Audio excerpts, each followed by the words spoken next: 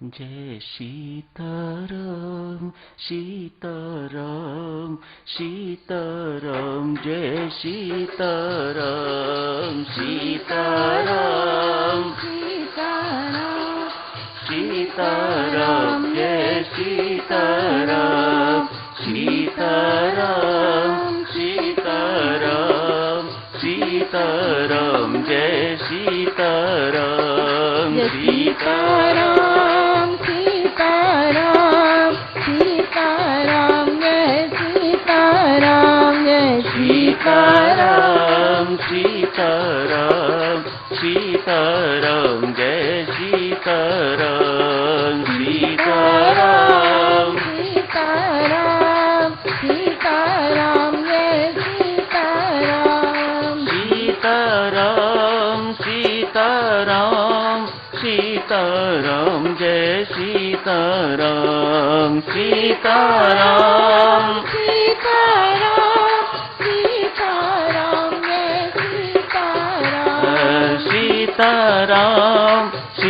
सीताराम सीताराम जय सीताराम सीताराम सीताराम सीताराम जय सीताराम सीताराम सीताराम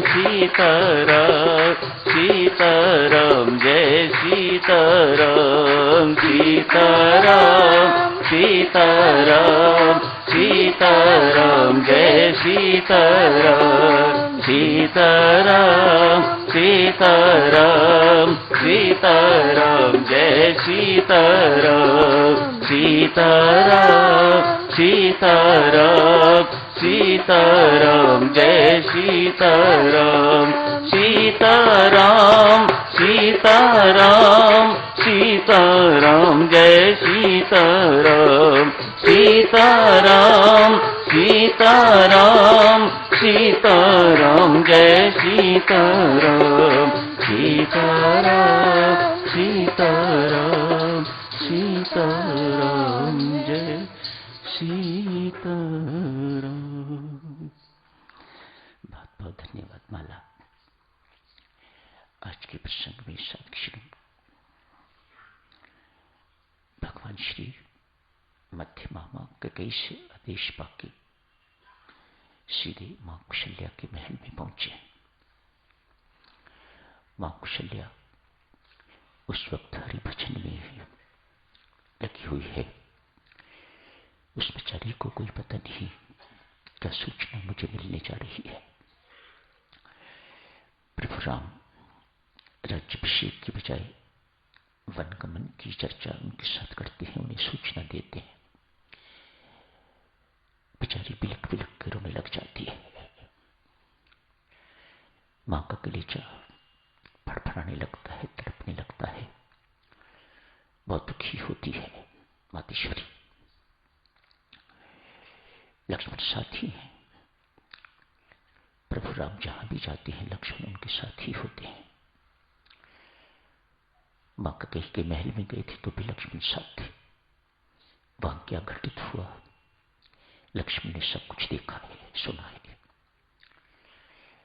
मां कौशल्या के महल में यहां क्या घटित हो रहा है लक्ष्मण देख रहे हैं, सुन रहे हैं सब कुछ। मां की व्याकुलता देख के, मां की व्यथा को देखकर लक्ष्मण क्रुद्ध होते हैं।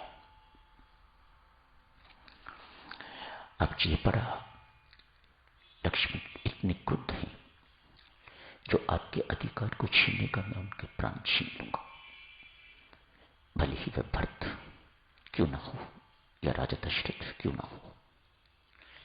इतने क्रुद्ध हुए हैं। आज के प्रसंग में भगवान ने दो उपदेश दिए हैं। सबसे पहला उपदेश लक्ष्मण को दिया है और दूसरा मां कौशल्या को दिया है। दोनों ही उपदेश साधकों में बहुत मार्मिक हैं और दोनों में और कुछ व्यक्ति सीखे न सीखे, पर यह चीज तो सीखने को है कि प्रभु राम उनके माध्यम से हम सबको सहनशील होने की प्रेरणा दे रहे हैं। सहनशील हो जाएगा। लक्ष्मण को क्या उपदेश है?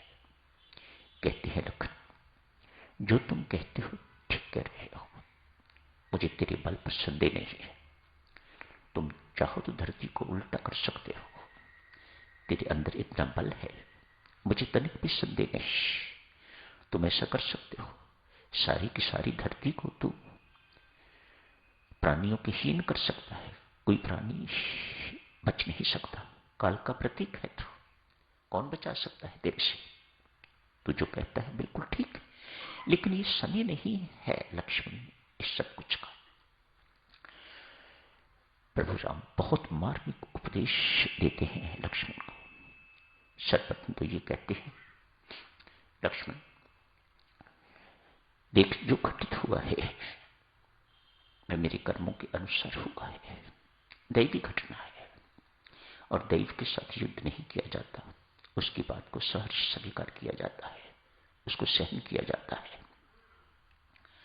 फिर तो जिनके लिए ये सब कुछ कर रहा है वह यदि नित्य होती तो मैं समझता कि तेरा क्रोध होना सार्थक है।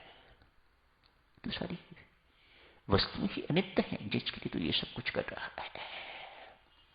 अनित्य के साथ व्यक्ति जुड़ता है तो उसे अविद्या कहा जाता है, उसके साथ मैं और मेरापन जुड़ जाता है तो उसे अविद्या कहा जाता है। लेकिन इस अविद्या का हरण होता है, इस अविद्या को विच्छिन्न करती है पराविद्या। महाविद्या पराविद्या इस अविद्या का हरण कर देती है, इसको छिन्न भिन्न कर देती है। काम और क्रोध दो का नाम लिया, क्रोध प्रमुखता कहा, ये इस विद्या प्राप्ति में बहुत बड़ी बाधा। मानो अविद्या, मानो कभी अंधकार प्रकाश द्वारा दूर नहीं हो पाएगा। तेरा क्रोध वाजिब नहीं, तुझे इस क्रोध को पी जाना चाहिए, सहन कर। जो कुछ हुआ है सब मेरे कर्मों के अनुसार हुआ है। देख, क्या कई दोषी नहीं है? कल तक इतना प्यार करने वाली, भरत से कहीं अधिक, तेरे से कहीं अधिक मुझसे प्रेम करने वाली, आज अचानक उसके दिमाग में ये बात आ गई है, मुझ में और भरत में भेद आ गया है, मुझे उसे राज्य देना चाहती है, मुझे दंडक वन में भेजना चाहती है। ये कोई मानवीकृत नहीं है। दैव बीच में खड़ा है, मेरे और बीच में इस वक्त कौन खड़ा है? देव होनी जिसे कहा जाता है वह खड़ी है, राम इच्छा खड़ी है।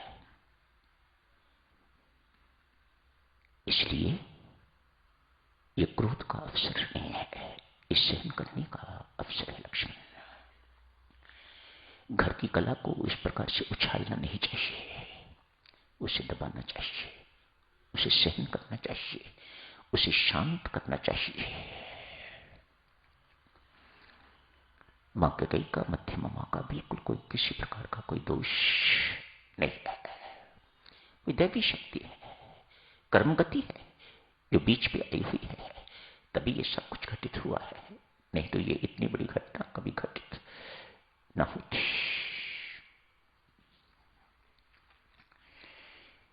लक्ष्मण जी उपदेश सुन के तो शांत होते।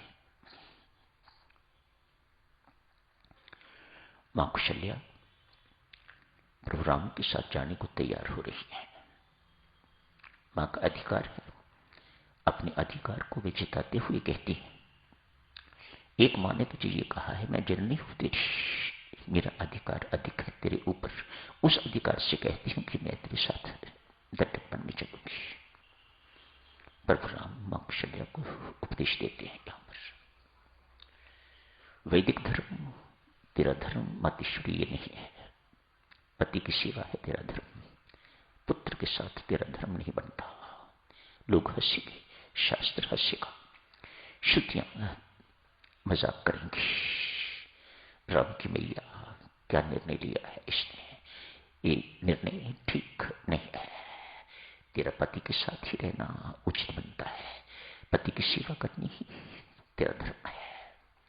यह रहे, उन्हें मेरी याद आए तो इधर उधर की बातें करके तो मेरी याद से उन्हें रोने ना देना, मेरी याद में उन्हें रोने ना देना, स्वयं भी सहनशील बनना और पिताश्री को भी सहायता देना। सुंदर उपदेश, बहुत सुंदर उपदेश। पत्नी का कर्तव्य